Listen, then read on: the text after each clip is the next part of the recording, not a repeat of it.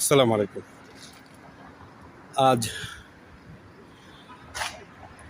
অনেকদিন যাবৎ বাংলাদেশ জামাত ইসলাম বা তাদের আন্ডা বাচ্চার দল যেটা ছাত্র শিবির, এরা খুব বীরদর্পে বলতেছে যে আমরা কি কাউকে ভয় পাই?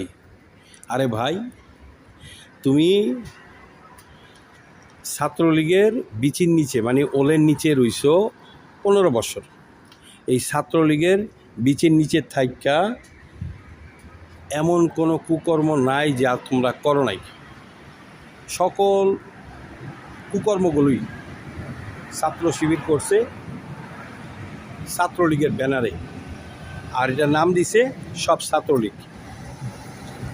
ঠিক আছে, তোমাদের টার্গেট ছিল যে ছাত্রলীগকে বদনাম করা, দেশের মানুষের কাছে একটা অপছন্দের রাজনৈতিক সংগঠন হিসেবে প্রমাণ করা, যা তোমরা করছো। কিন্তু বাংলাদেশের মানুষ এত বোকা না। করছো কেন করছো এগুলো এখনও অলরেডি মানুষ বুঝে গেছে। গত 10 মাসে তোমরা যা করছো বাংলাদেশে, স্বাধীনতা যুদ্ধের সময় 1971 সালে তোমাদের মুরব্বীরা যা করছিল, এখন তোমরা তাই করতেছো।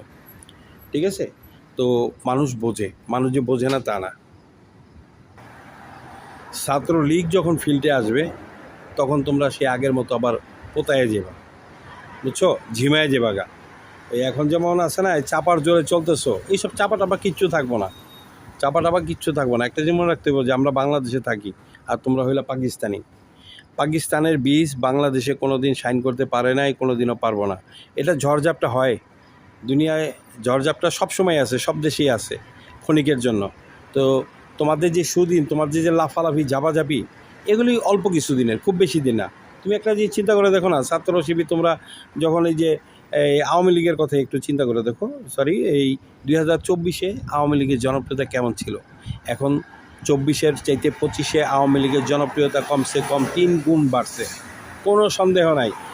যার জন্য তোমরা আওয়ামী লীগকে ব্যান করার জন্য চেষ্টা করতেছো, কিন্তু এটা সম্ভব না। সম্ভব না কি? ডক্টর ইউনূস সাহেবের সাধ্য নাই। আওয়ামী লীগকে ব্যান করবো সেই সামর্থ্য ডক্টর ইউনূসের এখনও হয় নাই, কোনো দিন হবেও না।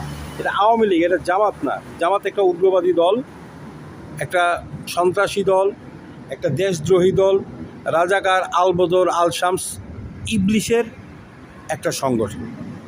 তোমরা, তোমাদের পক্ষের লোকেরা, আমির হামজার মতো একটা ফাজিল আলেম, ও বলে কোরআনের 50 জায়গায় ভুল পাইছে।